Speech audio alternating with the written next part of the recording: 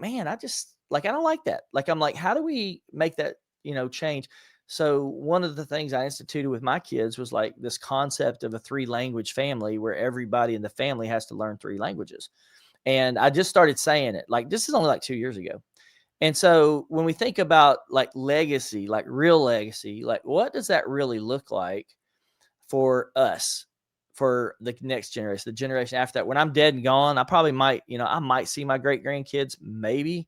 Um, but I can put things in place now and hand those down, that system down to my children and go, hey, if you want your children to be stable, if you want your family to be stable, if you want all these things, this is what you do. So I'm working through that, but that's where I do my higher peak coaching, and I'm, helping other people, do that, like create their own systems and figure out how to be better, 1% better every day. And, if I did anything right in life, that's probably one of the big ones, was to, learn how to learn, always be growing, always be learning something new every day, become 1% better as a person. So that's really what I focus my coaching on.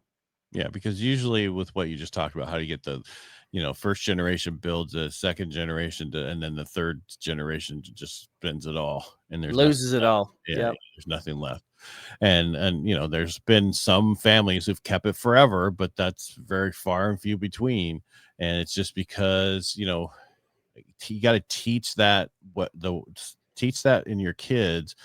They have to build it before they get it. The only thing I liked about Will Smith is when his son says, we're rich, and he's like, no, that's my money and your mom's money. We're rich, you're not rich. Yeah.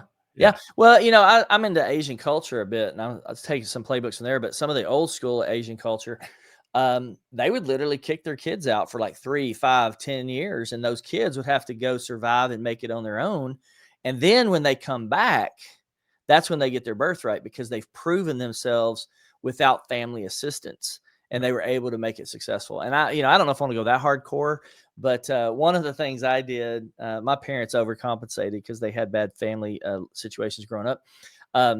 So we would basically beg. We would go to Kmart and beg for what we wanted. Our parents didn't have money, and they would eventually cave in and give it to us. And so when I had my kids, I'm like, you're not getting anything. Like, and so we'd go to the store. They'd ask me for a candy bar. I'd be like, we didn't come in for that candy bar, did we? And they're like, no, sir. I'm like, well, then we're not walking out with it. So I was a little bit too hardcore, but the kids learned to be frugal. But what I failed to do is understand ambition and instill ambition into my children. So my kids are frugal.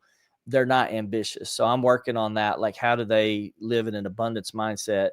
And they understand how to do with little, but now I want to help them understand how to expect more, because the more they can expect and achieve, the more they can help and have impact on culture. Those are kind of like, mental things I'm trying to teach into my kids, but also the people I meet. Well, so, and best way for people to find you is at TonyBradshaw.com.